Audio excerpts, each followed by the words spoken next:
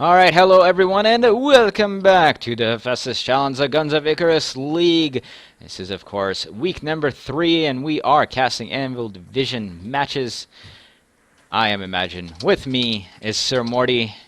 Hello. And, well, we've got our second match coming up, as we had Sacrilege take out the Art of Warfare 4-0 in the first match. We are getting into our second lobby here. It is going to be Sky Invading Rhinos versus Cake, and as I mentioned before, Cake team, definitely one of the surprises of the season so far. They've gone undefeated first 2 weeks. You know, it's only 2 weeks, so don't start quite celebrating yet, but really well done by Cake, because Cake traditionally has not been a very strong tournament showing of a team. They have a lot of members, really fun-loving group of people. You know, they play for the pure enjoyment of the game, but they haven't been able to do that well in tournament play. And to see them beat, let's see, I believe first week they beat. Oh, geez, I'm trying to remember who they beat the first week. Who did they play? Let me take a look week? at my thing. First week they beat the Art of Warfare, and then the week before they beat Sacrilege, as we've been discussing. So you know, Cake versus Art of Warfare. You know, we saw Art of Warfare this last match. You know, they definitely seem to have a little bit of struggle, so you can see Cake winning that. But beating Sacrilege, even though they did it because time ran down, you know, they still got the requisite kills and still played within the rules, and still very hard to beat a really good team like Sacrilege. We saw them this last game, very strong team, and so we'll see if they can continue this momentum that they have going on versus one of the toughest teams in the game in the Sky Invading Rhinos. Definitely one of the oldest, have some really high-level guys, and it's going to be a tough hill to climb here for the Cake clan.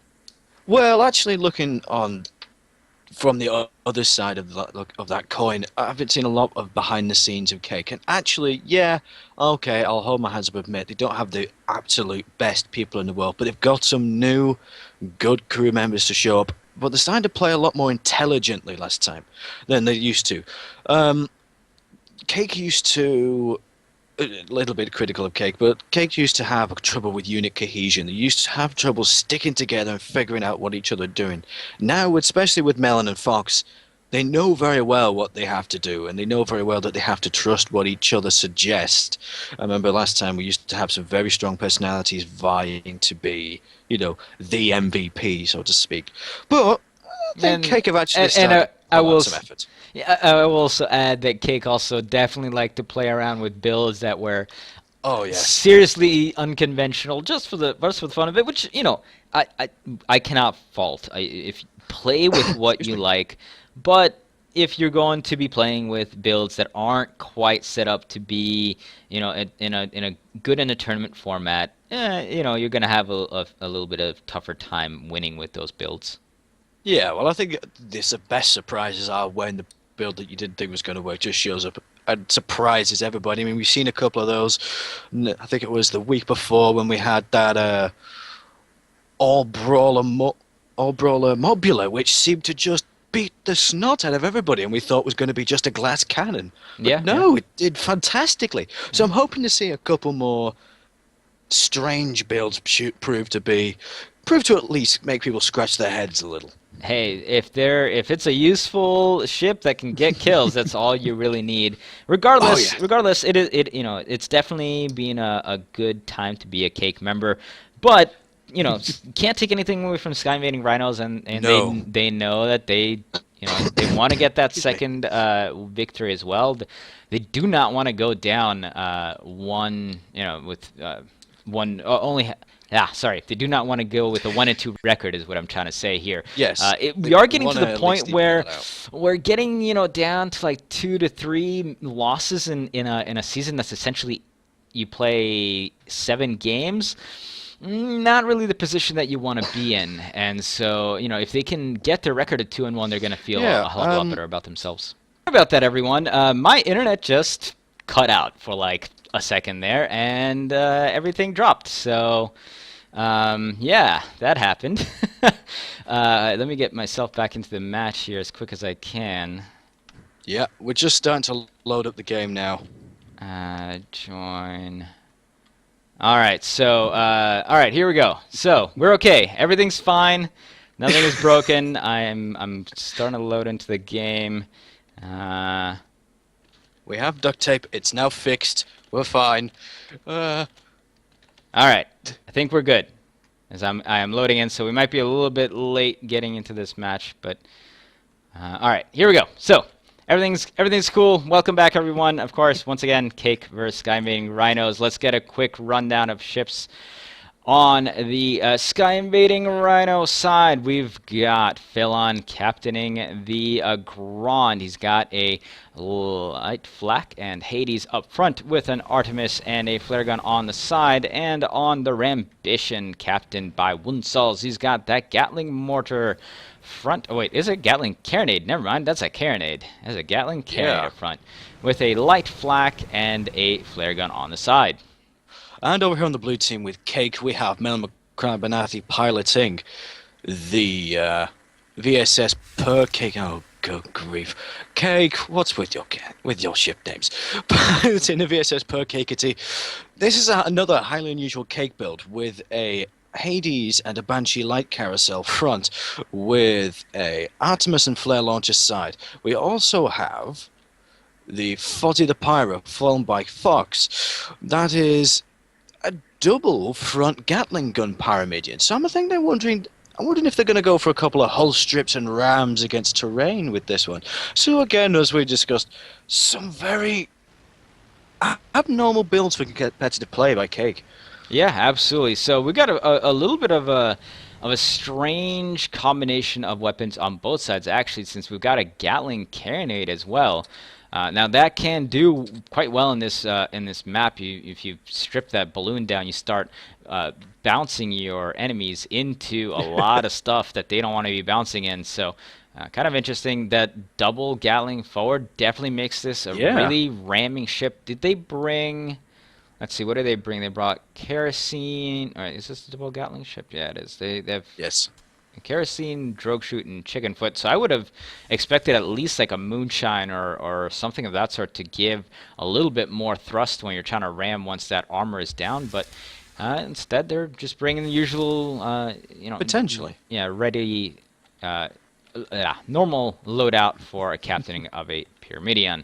And we got a lot of circular around going on around here, and we discussed this a little bit last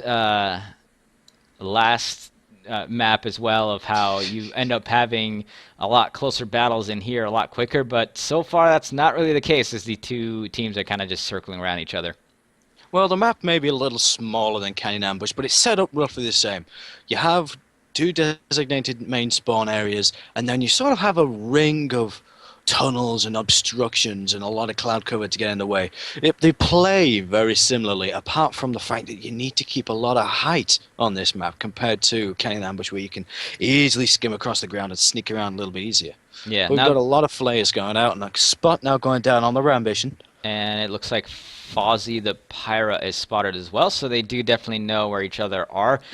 But of course, we're not going to have any fire going down so far, as we've got a lot of obstruction in between these two teams, a lot of clouds, and almost immediately those spots get dropped. Rambition bouncing around a little bit here against the building. And once again, guys, it may seem a little strange to anybody who's playing of why are these captains that have played here and playing in these tournaments bouncing around on this map. It is unavoidable. There's like, until you fly on this map, you don't quite understand how unavoidable it is that you're going to bounce into something, hit something that you aren't able to see just because of your field of vision. We see everything, they cannot. It can get really tough trying to find your way through, especially with a ship like a Pyramidion, which doesn't have the greatest of turning.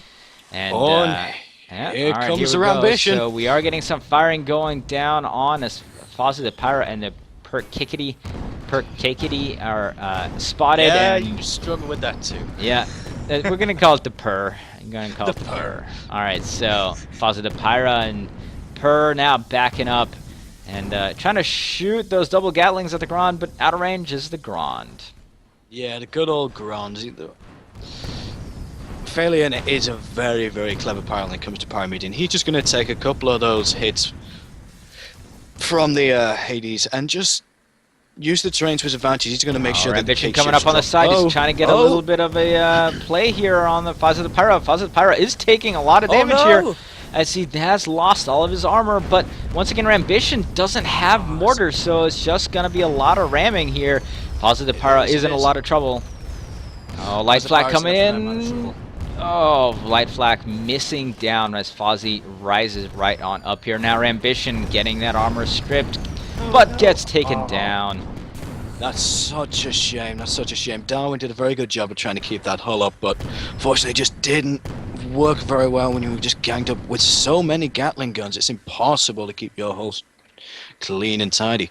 Yeah, now Perkakity is going to storm on out of here as they are kerosening forth. It looks like Rambition is trying to moonshine up behind it. Gron did have to turn himself all the way. Oh no, Perkakity hits the bridge, and that's going to cut all momentum. And that will allow these two ships to catch up to it, and that armor is already down. Oh, that was just such an unlucky thing. You could but Fozzie the Pyro is actually back into this battle. Perkakity still taking a lot of damage. Fozzie the Pyro is trying to take down Gron, the one with the main killing power, but just not time enough for the Per.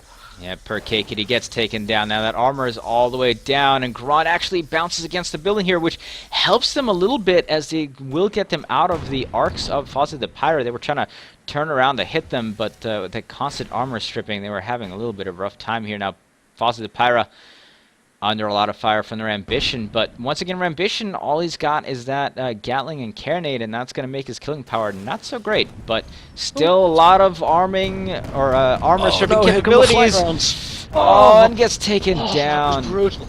Oh my goodness, that was kind of brutal. Yeah, and so far the Sky Invading Rhinos have grabbed this game by the horns and just made it their own, and Cake has got to regroup here. They cannot keep on throwing themselves at this match. Now, good news for Cake. Both Rambition and Gron have taken damage. Yes, they have. Now, they might be able to squeeze out some damage. Probably more on the Rambition than the Gron, but we should soon see as to what might actually happen here. Now, have Cake formed up yet? No, they're just trying to close ranks as quick as possible, but Fozzie the Pyro has been spotted again. Yep, both these ships spotted once more. Perkakity still backing on up, but Gron has got a beat on him.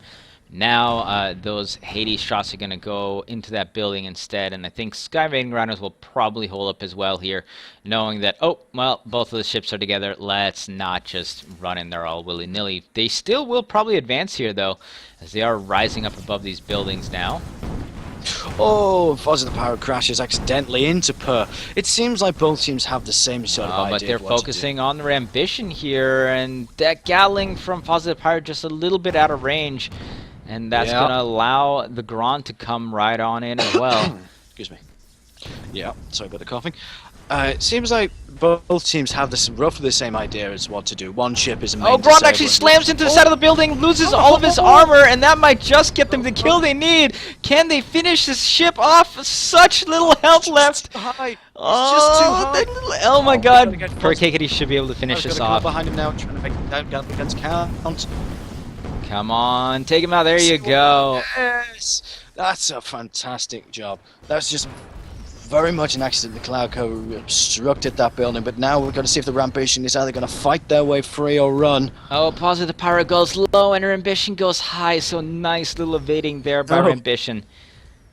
As Fozzie the Pyro now tries to turn itself, but Rambition is going to jet on out of here. Bad luck there by Gron, just hitting the side of that building, which lost them their armor, and that just put them in scramble mode. Perkakity was able to follow on up, get that first kill, and my, this has been full of action so far. That actually made me quite excited. Okay, so now we've got the Cake team trying to scramble back together, trying to keep their unit cohesion. It seems to have fallen apart a little bit at the beginning, but they're trying to get their act together now. We've got Red team trying to, again, trying to see if they can sneak around the side of the map to get onto Cake's position. Yep. Now, once again, Rambition is quite hurt here, so it is possible that if they can focus on their ambition and take it down, they can get a easy 2 kills. Maybe one of them will take a little bit of damage, but if they can tie this game back up, that's going to be paramount here for Cake. If they know. Now, you can see here on a Pirate a little bit of braking on the front, so maybe if they spot that, they can figure that their ambition is hurt and go after it, but they're just going to shoot at the first ship that comes in here, and that, in this case, is the Grand. Yeah, it seems that for some reason Cake Team did split up for a second then, but... Yeah, Fozzy the Pyro is getting absolutely double-teamed right now and is losing a lot of that armor, and Rambition just charging on 4th, but I think he's going to run out of room to really do anything, but both of these ships following up, and no, there goes his armor again. Is just following flak rounds with those light flaks. Very good. Oh, and Rambition slams inside the building. Slams into the wall. And that's going to throw his gun arcs off. That's going to throw his gun arcs way off, but we still got the Grand focused dead on target. Now we're hoping that Cake can rally and try and get that together. They do have the spawn advantage. Grand's gonna hit this building once again against the building, and the armor was down already. They'll take out the Grand once more, but Perkikity getting caught from behind here by their ambition. And Fozzy the Pyro is in no position to come back to help for this moment in time, but the ambition seems to be trying to find some way to get out. Perkikity's gonna hit this building. Gotta be careful here. He probably has to know that. A little bit of a bounce, so not really that much damage being done. Oh, but there goes the Rambition's armor. Hopefully they can get some good Hades shots in there. Get some good arcs, but they're just out now. Yep, Rambition is still being followed. Perkikity's probably going a little bit too close here. They need to back up to let that arming time of the Hades and Light Flak do what they need to. Both of these Cake ships have been hurt pretty badly, though, so I think their ambition might actually just give themselves up here. Yeah. So it looks like the Grand was just sitting back in their own end, and I think that was a strategic death there. They knew that it was going to be hard to escape. They don't quite know how hurt these 2 Cake ships are, and they do just want to reform. And guys, we've got a 3-3 tie, but both of these Cake ships are quite badly bruised right now. Yeah, they are kind of badly bruised right now. But if they stay where they are, they do still have that spawn advantage. If they can hopefully stay around this end of the map, then they might be able to get reinforcements quick enough. But it just depends whether or not they're going to be patient enough for that.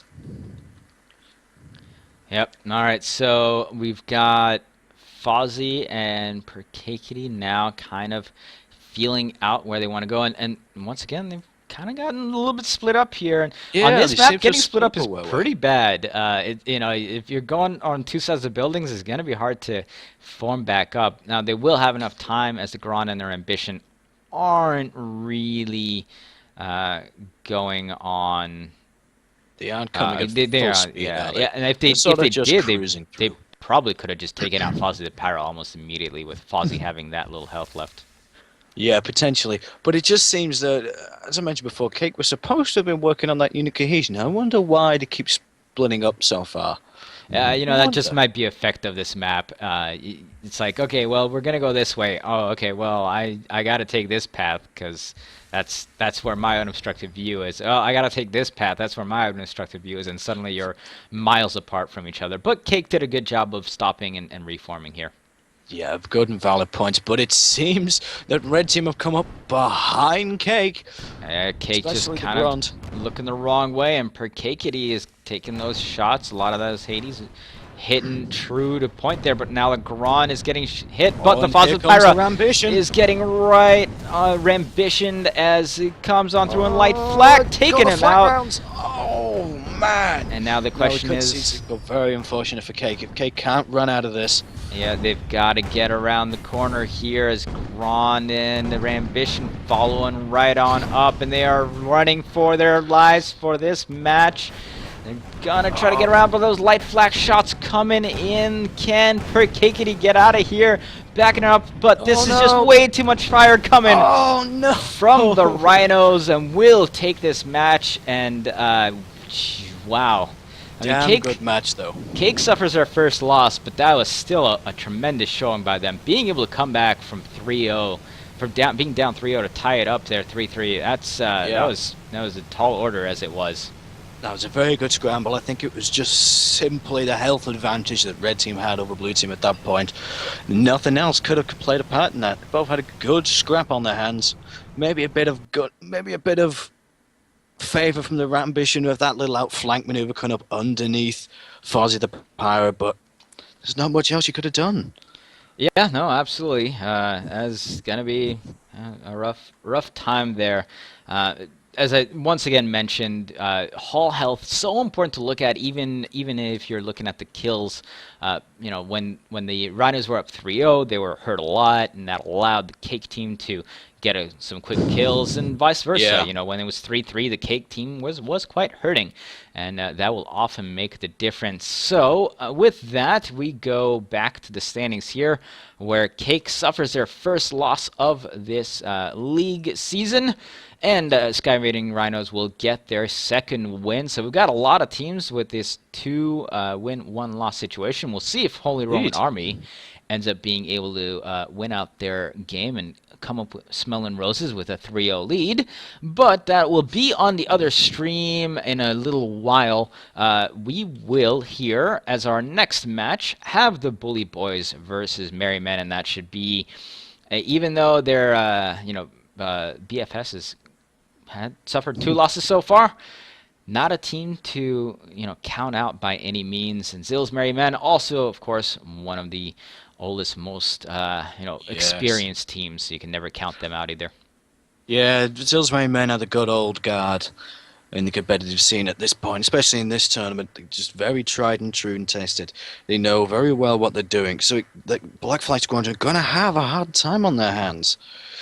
Yep. So it should be quite an interesting, fun-filled, action-packed match. It will be on Northern Fjords, but that will be coming up in a while here. Let me actually change that. It will be at 5:50 p.m. Eastern Time, which is, let's see, in about about 27 minutes, in fact. So we are going to go on a little bit of a break here. We'll be back about 5 minutes before the game starts, so look for us about 5:45 as we will introduce the teams and whatnot. In the meantime, you can, of course, go and watch the dual stream between Rob and Dan and myself. Rob and Dan doing the other set of matches currently on Hammer Division. So do go check that out on robanddan.tv/live. And once again, we will be back here for match number 3. Match number 2 ended with Sky Invading Rhinos winning 5-3 over Cake. We'll be back in about 20 minutes or so, so do join us. Once again, I'm Imagine, he is Sir Morty, and we'll be back in a little bit. See you soon.